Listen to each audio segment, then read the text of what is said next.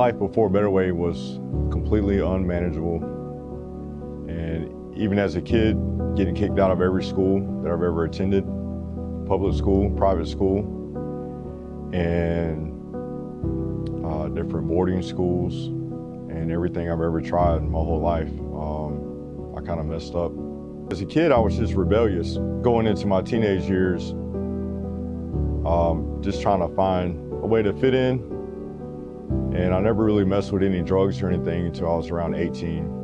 But when I did, the drugs are really what made my life unmanageable. I didn't even smoke cigarettes until I was probably 18. And then when I was 19, I started smoking weed pretty heavily.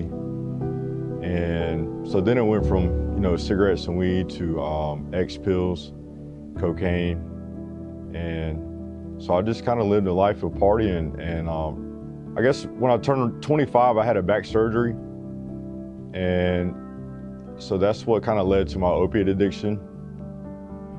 And that kind of, at the age of 25 is when my life started really slowly spiraling out of control. I was still able to hold a good job, but I was blowing all my money on pills and doctors, and but the addiction became pretty heavy to where, I couldn't manage in life anymore at all. And then when I was 30 years old, I seen meth for the first time, and that's what really destroyed my life. The first time I heard about A Better Way was on the phone. I called my mom, my parents from jail, and I let them know that I had just been charged with burglary, forcible entry.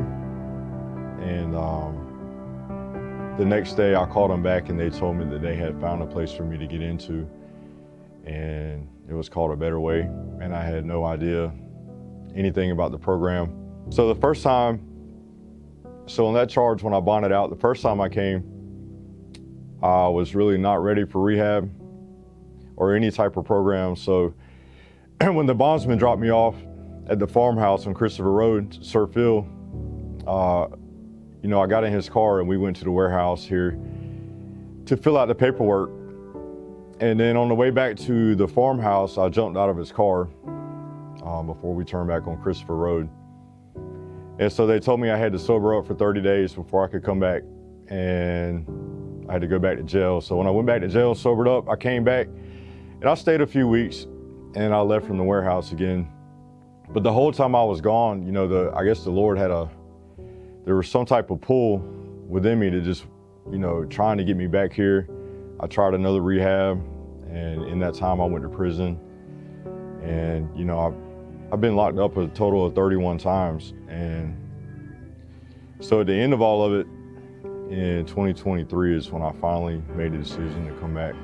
When I pulled up on property, I seen all the white houses, and I really didn't know what to expect. I had been to the farmhouse before, and so when I pulled up onto the property, I see these big, huge houses, all of them painted white. Everything on the property was perfect, and the first thing that came to my mind was, this is some type of compound.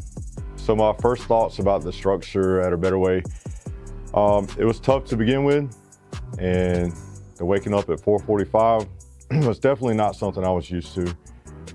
And having the beds made perfectly, the no talking was definitely, I had a hard time getting used to that. I think that was my first write-up, was for breaking reverence. Getting into the routine, and then, I was able to start automatically waking up on time. So the brotherhood here at A Better Way is, it's like something I never experienced before in my life. And, you hear about it when you're first coming in, but then after a few months, man, you start getting to experience the love everyone has for each other. You see the people that have graduated and completed the program, and you see how tight everyone is with each other. Anytime anybody needs some help, they're always there. Anytime somebody sees you down, they're always there to try to help pick you up. And I've seen people just bend over backwards for each other here, doing things that I've never seen people do for each other, man. It's kind of helped me, definitely helped me not to be such a selfish person. And, I really have a lot of love for the brothers in the ministry, and I would do anything for them too. So the Florida trip was amazing. That was, it was a much needed break in the middle of the program. But going down there and seeing Brother John and being around him for a few days, and the other brothers, and getting baptized in the ocean, and just kind of a complete reset in life, and then, you know, just leaving that past in the water.